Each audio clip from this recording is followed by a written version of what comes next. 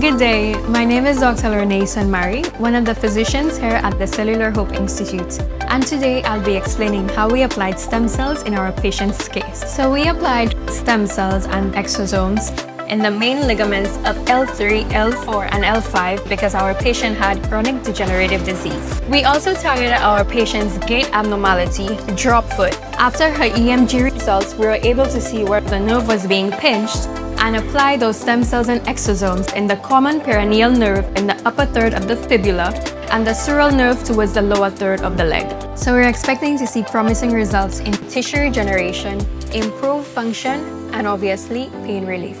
Because the stem cells work by reducing inflammation and promoting tissue regeneration by repairing damaged tissues, which in this case were caused by injury and aging. So by differentiating into specialized cells, we're going to promote the restoration of function in damaged tissues. So if you're wondering what stem cell therapy can do for you, schedule a call. I'm more than happy to help.